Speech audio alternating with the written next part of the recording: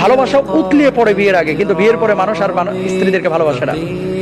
আমাদের সমাজের মধ্যে আজকে খেয়াল করে দেখেন, অধিকাংশ স্বামী স্ত্রী একসাথে কিন্তু খাবার গ্রহণ করে না, আলাদা আলাদা খাবার গ্রহণ করে। অথচ আল্লাহ রাসূল সাল্লাল্লাহু আলাইহি ওয়াসাল্লাম একসাথে স্ত্রীদের সঙ্গে খাবার গ্রহণ করেছেন যখন বাসায় থেকেছেন। তা আমরা কেন স্ত্রীদের সাথে খাবার গ্রহণ করছি না? কেন আজকে আমাদের পারিবারিক অশান্তি জানেন? মূলত সংসার আছে, স্বামী স্ত্রীর স্বীকৃতি আছে, আন্তরিক হৃদ্যতা আমাদের ভিতরে নেই।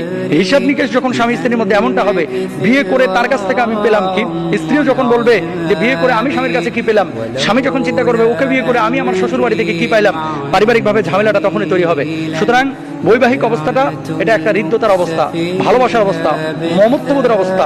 ভালোবাসা যদি বাড়াইতে চান একসাথে স্ত্রীর সঙ্গে খাবার খান, ভালোবাসা বাড়াইতে চাইলে স্ত্রীর সঙ্গে একসাথে ঘুমান, ভালোবাসা বাড়াইতে চাইলে স্ত্রীকে মাঝে মাঝে বাইরে ঘুরতে নিয়ে যান, ভালোবাসা বাড়াইতে চাইলে স্ত্রীর পছন্দ অপছন্দ বিষয়টাকে প্রায়োরিটি দেন এবং স্বামীরও পছন্দ অপছন্দ বিষয়টাকে প্রায়োরিটি দেন। যদি প্রায়োরিটি দিতে পারেন ভালোবাসা বাড়বে, প্রায়োরিটি যদি দিতে না পারেন, এই শুনেন আপনাদেরকে একটা কথা বলি ভাইরা আমার, বিয়ের আগে যারা ওই যে প্রেম করে ওরে বাবারে বাবা একে অপরের জন্য জীবন দিয়ে দেয়, আত্মহত্যা করে ফেলে, এরকম অবস্থা থাকে। কিন্তু বিয়ের পরে এই প্রেমটা যদি স্ত্রীর সাথে 60% কেউ রাখতো তাহলে কোনো পরিবার কিন্তু ভাঙতো না এবং ভালোবাসা কমতো না।